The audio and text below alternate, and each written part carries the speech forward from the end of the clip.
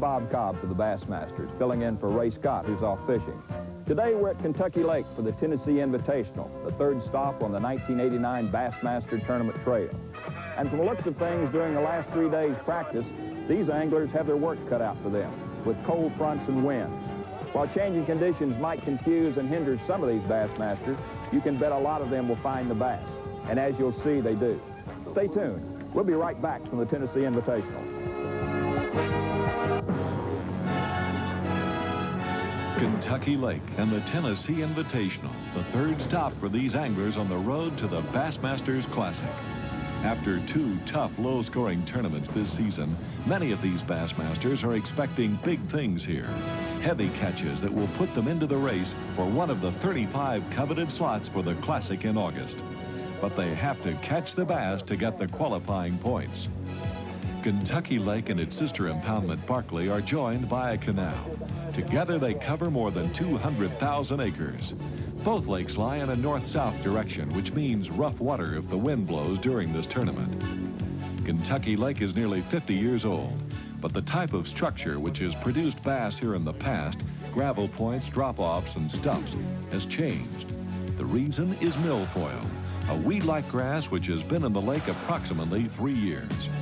In many lakes across the country, milfoil has been the subject of controversy. In fact, in some lakes, it's even been purposely destroyed because of complaints from boaters and water skiers. But the fact remains, milfoil is one of the greatest fish-producing assets a lake can have. The reason is because it gives the bait and small game fish a place to hide. Cold fronts have moved through the area the past few days, but so far wind hasn't been a problem for the fishermen this first tournament day, although catching quality keeper bass 14 inches or longer apparently is a problem. But you can always bet someone will locate and catch the keepers. They always do. This is our good friend, Gary Klein from Texas. Gary Klein won going away our tournament last month at Bull Shoals. He has a remarkable limit of bass today. You know, the lead right now is 16 pounds and 6 ounces. So we'll see if you have a chance to make a move on that. Watch the scales, folks. Holy mackerel. 20 pounds. 15 ounces. Mark it. Let's give him a good hand, folks. That is a knockout. Ooh, knockout city. Hold your 2 big bass up and let's just show them. Folks, these are, Charlie Searcy, these are fantastic bass. All you fellows that are taking pictures. Now, here's a man who's on a roll. He's doing a job. Fantastic bunch of fish. Well, Ray, these fish weren't in 45 feet of water, and I didn't catch them on 6-pound test line. Oh, that's another story. That's what he did at the last tournament in deep, deep water. All right, folks, that's beautiful. Now, let me ask you something. I know you're professional enough to share something. I'm not asking where precisely what you were using of the technique, but tell us what you can. Well, Ray, I really am not that familiar with this lake. I know this lake has got a lot of good fish in it, and it's going to get a lot better now that the milfoil is growing in the lake. Folks, in 3 years, this is going to be one of the best lakes in the country, without a doubt. I think we're going to see some other 20, 25-pound stringers. I really don't know what I'm capable of catching. I just had an excellent partner today and had a real good fishing day. Caught everything I got bit by, basically. And I think really the winner, whoever wins this tournament, is going to be able to change with the conditions, because tomorrow is going to be completely different than what today is. And I've been having to change during practice, so tomorrow I'll probably end up doing something completely different than what I did today. Well, being flexible helps out. Good luck to you to one more day. All right, Gary Klein, our new leader. Day 2, and conditions have changed. The clouds are gone, and for a lot of anglers, so are the bass. First day leader Gary Klein of Texas is catching fish, but not many will reach the legal length of 14 inches. He adapts to the weather changes. Yesterday, the wind was out of the south, and today we can see it switching. It's coming out of the north. There's a lot of fish in these grass beds. Yesterday, a lot of this was kind of flat, and I was catching them on a buzzbait right inside the grass. And, of course, it was dark skies. But now with the sun out the way it is, I think the fish have backed off a little bit deeper, and they just don't seem to be as aggressive. Every now and then we're getting a few little taps, you know, where the fish are just kind of thumping the bait, but they're just not grabbing it. And the only thing I'm really doing different than yesterday are is I'm throwing a spinnerbait instead of a buzzbait, and I'm just trying to stay in an area I know it has a lot of fish and make a lot of casts, and hopefully I'll be able to catch a few. Even though the bass appear to have gone deeper or moved further back into the milfoil, at least 2 anglers have found them on top. Alfred Williams of Mississippi and Dr. Greg South of Virginia, both previous Bassmasters Classic contenders. They're fishing rats in the grass. This surface bait can be deadly, but it can also be frustrating, as these anglers have learned today. And how bad was it? They sum it up at the weigh-in. Yeah, definitely. I think we could have easily weighed in, you know, 16 to 20 pounds a piece today of big fish. And, you know, I wish I just had something like that to go back to tomorrow. You know, I envy you. You know, they're your fish. So, I wish you all the luck in the world. I hope you get 25 pounds tomorrow, maybe win this whole thing. It could be done down there. Well, that's right. Right now, looking at the board, I'm only, say, 8 pounds behind. Right. And, hey, it could be done. And we know there's at least 2 more 4-pounders in there that we saw that we had on, so you could do it. Start off good, and, you know, maybe you'll get them out tomorrow. I sure hope so. But I thoroughly enjoyed it. It's a new way of fishing, something I've never done before. And one of the nice things about fishing in the tournaments, you pick up some things, and I can guarantee you it won't be the last time I fish like that, because I learned something today, and I owe that to you, and I appreciate it. Well, it just brings some heavier line next time. Will do. But you can bet some anglers did catch bass today. We'll be right back with the second day weigh-in from the Tennessee Invitational. Don't go away. A little tougher out there today, wasn't it, Gary? Yes, it sure was. I was fortunate enough to get the 4 bites that I had, and I caught all 4 of them.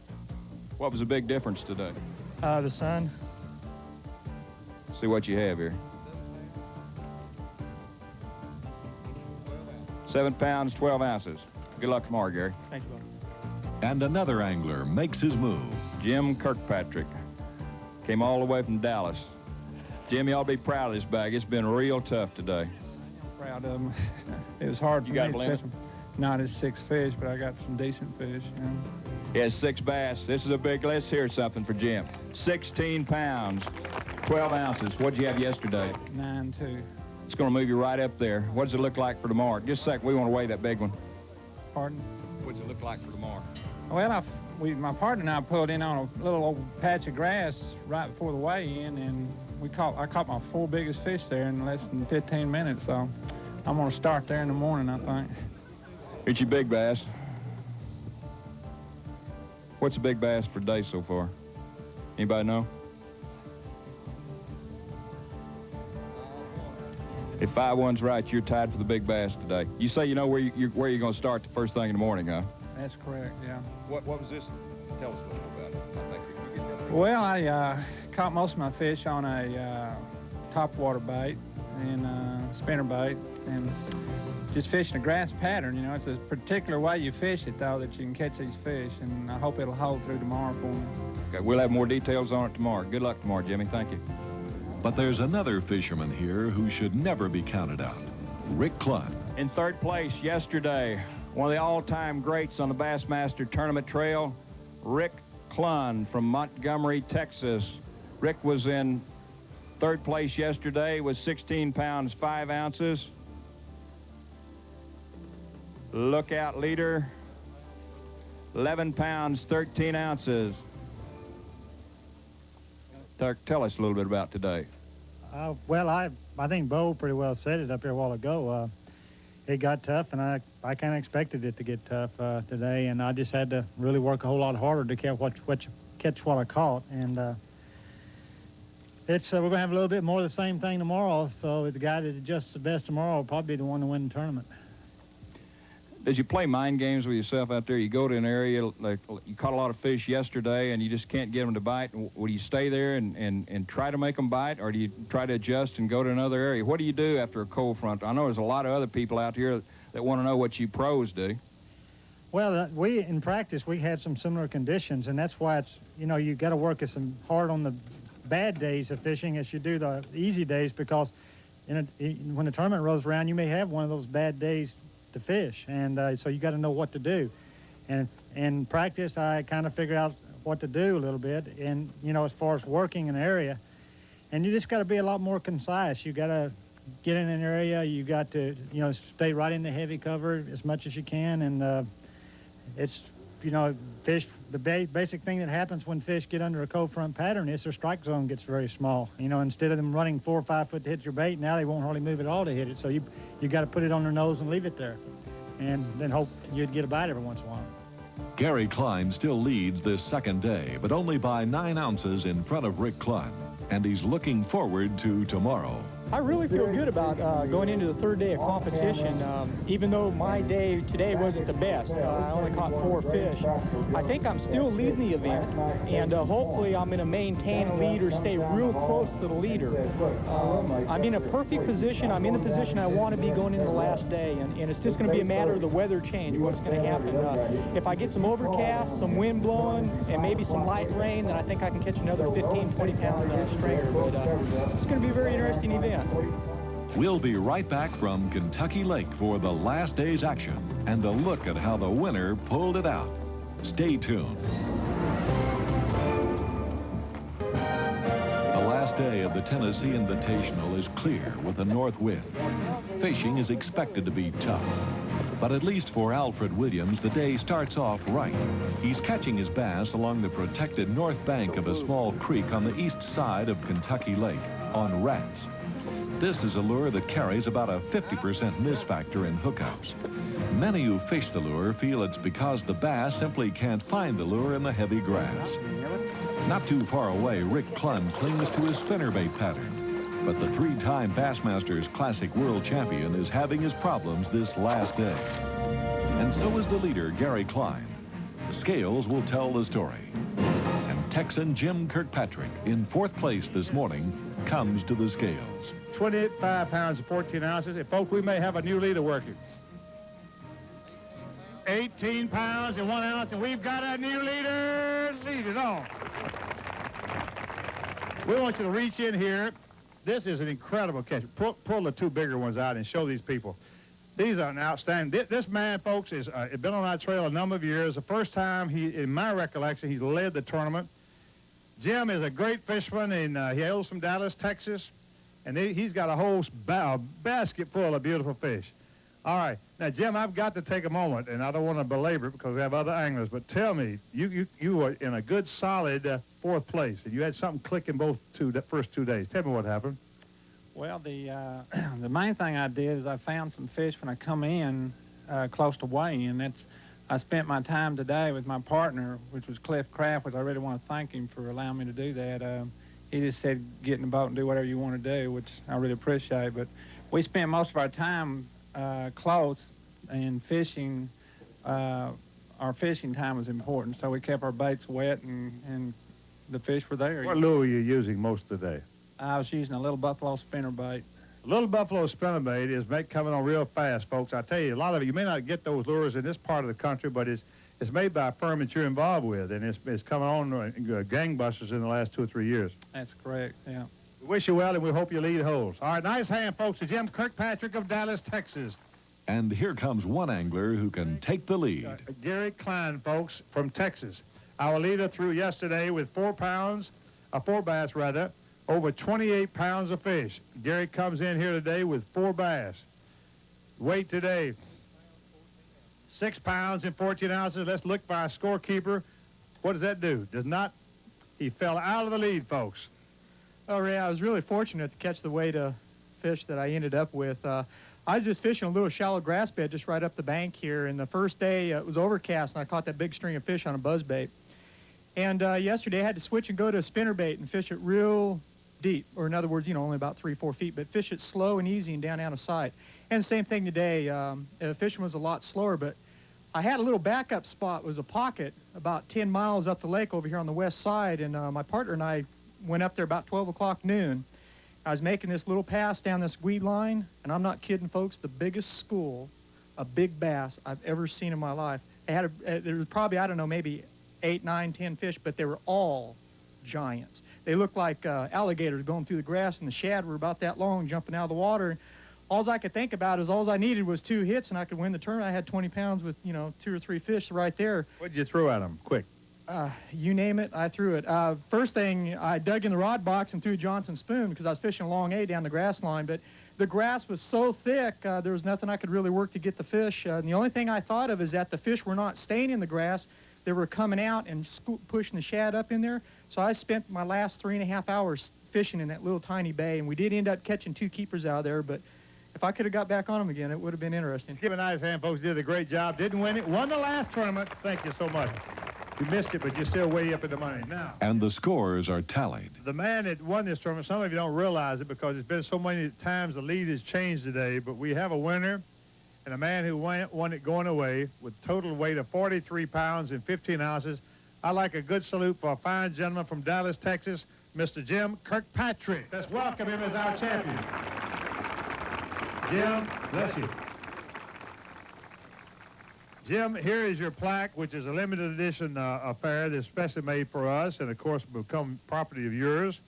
Here's our check for $13,000 in cash and also a completely rigged, the top-of-the-line 350V Ranger boat, completely outfitted with an OMC engine and all the goodies you can put on a fine, beautiful bass boat from Ranger. Well, thank you. I appreciate all these gifts. I don't know, really, I'm kind of speechless, to be honest with you. I've fished hard against some good competition. I want to thank all my partners for working with me and letting me go to my fish, and everything just went really smooth for me here, and I want to thank the good Lord for allowing me to win the tournament. Do you have any idea you'd win this tournament? You've been fishing with us a lot of years, Jim. No, I really didn't. You know, you go out in these tournaments and you pre-fish and you try to establish something, and you know, I knew I was on some fish and I had the right bait, and you really take some gambles by going over to some areas you might have just caught one small fish or something and put something together, but I think that's part of it. You got to play all your hunches and gamble a little bit in these tournaments to come out on top, you know. We want to know how you happened to find these bass and precisely where were you fishing to catch them? Well, precisely, I was fishing in about 6 different coves, 3 of them up by the dam, major coves, and 2 down here really close to weigh-in, and that's where I did my best, was right down here close to weigh-in. And I was just doing like everybody else. I just happened to find some weed beds that had some bigger fish, and, you know, just a lot of luck and good fortune. And how did the champion select his winning areas? As you can see, I was fishing some areas in here that was off the main river channel, and there were some milfoil beds that come in here, and you can see this little deep slough right here that paralleled the milfoil right in here and enabled me to find the bigger fish due to the deeper water. And also, it was just a small stretch in here that had milfoil, which the fish related to when they come up out of this river channel. And how important was the milfoil for Jim's win? The milfoil beds are the key to catching bass in this tournament. The milfoil I found is holding the fish is the more scattered milfoil out in the mouths of the coves rather than the real thick stuff in the back. And I'm working a little buffalo double willow leaf spinnerbait around these big clumps, and I think it's triggering the strikes. The blades on this particular bait are deep cup willow leaves, which are kind of in between an Indiana and a willow leaf. And I believe the action on that blade is what the fish are liking. I'm also working the bait pretty fast. And the extended hook on this bait, I'm not losing any fish, and that's a key. You know, a lot of times the fish will come out and hit the bait short and not really want the bait, but this is like having an extended hook on the end of the shaft of the hook, and I'm not losing any fish. The milfoil is definitely the key to catching the bass. All the deep structure stuff I found in practice was not holding the fish, and the fish are definitely shallow. And there's some big fish on up in the really thick stuff, but the ones I'm taking are just the active feeding fish out in the thicker clumps of milfoil. Right now, it's time for the Pros Pointer, the how-to section of the Bassmasters, brought to you by AC Delco. Well, the clumps, for some reason, bass relate to clumps, no matter if it's in Kentucky Lake or Guntersville or Florida. They just like clumps of grass, and I found that the scattered, more sparsely held clumps of grass is an area that the fish relate to. And I found that out not only in this tournament, but in several other tournaments, that in grass fishing, your clumps out in the lake, the scattered moss will hold better concentrations of bass, whereas your real thick moss, I don't believe, has as good an opportunity. Your bait fish can't get in there.